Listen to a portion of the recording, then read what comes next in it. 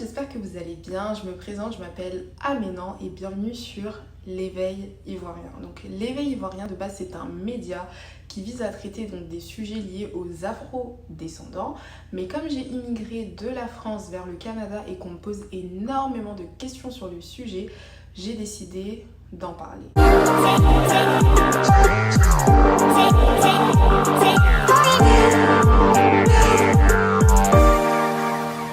Aujourd'hui, nous allons parler donc d'immigration car nous allons parler de la province du Manitoba. Donc, j'ai jamais parlé de cette province et c'est vraiment dommage parce que c'est l'une des provinces, pour ne pas dire la province, qui accepte le plus donc de demandes de résidents permanents. Donc, ce que je vais faire, c'est que je vais vous expliquer un petit peu là face caméra et ensuite après, on va basculer directement sur mon ordinateur.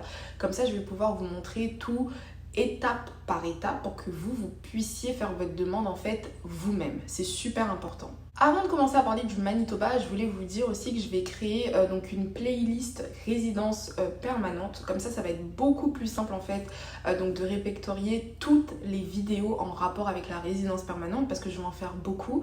Et pourquoi est-ce que je souhaite faire cette playlist, etc. Parce qu'en fait, je me rends compte que les personnes connaissent très peu les programmes de résidence donc permanente, alors que la résidence permanente c'est l'un des volets donc d'immigration au Canada qui est le plus favorisé actuellement par le gouvernement canadien, parce qu'en fait ils veulent accueillir plus de 1 400 000 personnes d'ici 2025 et le mieux pour eux c'est d'accueillir en fait tout simplement des résidents permanents. Parler du Manitoba, c'est important pour moi parce qu'en fait, je me rends compte, donc plus je fais mes recherches sur cette province et plus je me rends compte que c'est une province qui est un peu comme la province du Nouveau-Brunswick. C'est-à-dire qu'en fait, c'est une province qui est plutôt assez petite en termes de population, donc en termes d'opportunités d'emploi également. Par contre, c'est une province qui essaye de favoriser un maximum donc les étrangers francophones. Donc en fait, il y a une vraie volonté en fait d'accueillir des francophones en son sein. Je suis consciente qu'en fait cette vidéo ne va pas intéresser tout le monde parce qu'il y a énormément de francophones qui ne veulent pas quitter soit le Québec ou soit la province du Nouveau-Brunswick, mais moi je suis pas là pour vous mentir.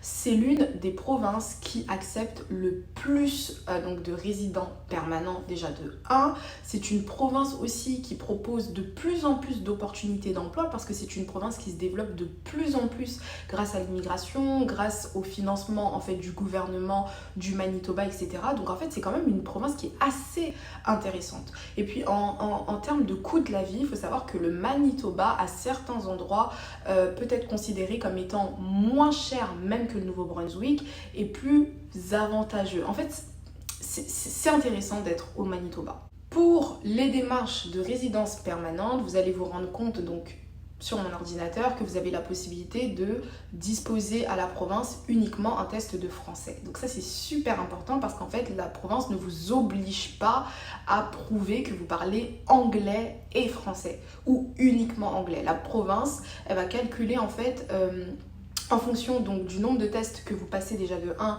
et du nombre de points que vous avez par compétence linguistique, va calculer un nombre de points qui vous sera attribué. Donc, bien évidemment, une fois que vous arrivez au Manitoba, vous allez vous rendre compte que c'est une province qui est anglophone. Donc, ne pas parler anglais au Manitoba, c'est certainement possible, tout est possible, mais ça va être très compliqué de pouvoir évoluer dans la sphère professionnelle et même dans votre vie de tous les jours sans parler anglais. Donc si cette province vous intéresse réellement, sincèrement, etc. et en plus de ça vous souhaitez vraiment immigrer en tant que résident permanent le plus rapidement possible donc au Canada, je vous invite à vraiment commencer à pratiquer en fait votre niveau d'anglais. Mais dans tous les cas, si votre but c'est d'arriver au Canada, commencer doucement et en plus de ça vous avez des économies, bien évidemment vous allez pouvoir aussi perfectionner votre niveau d'anglais sur place avec des cours. Il y a énormément d'associations etc. qui permettent aux nouveaux arrivants de pouvoir accéder aux cours linguistiques directement sur place. En barre d'infos je vais vous mettre en fait tous les liens qui seront liés à votre demande d'immigration pour le Manitoba et donc là je vous laisse avec donc les clips que j'ai réalisés donc sur mon ordinateur. Je me retrouve sur mon écran d'ordinateur pour vous montrer donc comment faire pour immigrer au Manitoba. Donc en fait, sur Google, vous tapez immigrer au Manitoba et on a besoin de 2 pages. Immigrer au Manitoba et Manitoba Immigration Accueil. Il faut savoir que le Manitoba, donc c'est la province qui accueille le plus de résidents permanents n'ayant aucune attache au Canada, pas d'expérience au Canada ou quoi, donc c'est très bien à savoir. Donc par contre, lorsque vous cliquez sur immigrer au Manitoba, vous avez juste le processus qui est expliqué de manière simple, limpide. Donc l'étape numéro 1, c'est de présenter une déclaration d'intérêt. Donc d'abord, il faut aller sur le site du gouvernement du Manitoba et leur faire comprendre que vous souhaitez immigrer au Manitoba. Vous allez entrer donc tous vos documents avec vos tests de langue, de diplôme, etc. Et donc l'étape numéro 2, c'est que le Manitoba va vous sélectionner en fonction du nombre de points que vous avez. Donc tous les candidats sont dans le même bassin et puis on sélectionne donc uniquement les candidats donc ayant le plus de points. L'étape numéro 3, une fois qu'on a été sélectionné par le gouvernement du Manitoba, c'est de faire une demande donc d'immigration lambda sur le site du gouvernement canada.ca. Mais bien évidemment, puisque vous avez une présélection du gouvernement du Manitoba, vous avez la possibilité de considérer la 3e étape comme étant une formalité, uniquement si vous avez bien évidemment tous les documents.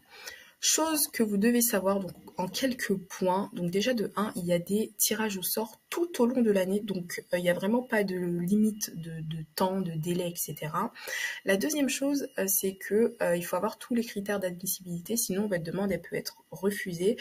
Et la troisième chose, ce n'est pas un système donc de placement, donc ça ne veut pas forcément dire que vous allez réellement donc être sélectionné par le Manitoba et venir au Manitoba. Alors, lorsqu'on va sur donc Immigration Manitoba Accueil, donc là c'est la fenêtre, moi je dirais la plus importante parce que c'est celle qui permet de piloter votre demande d'immigration. Donc ici, se connecter au PCM en ligne, donc là c'est uniquement lorsque vous êtes prêt à faire votre déclaration d'intérêt que vous allez créer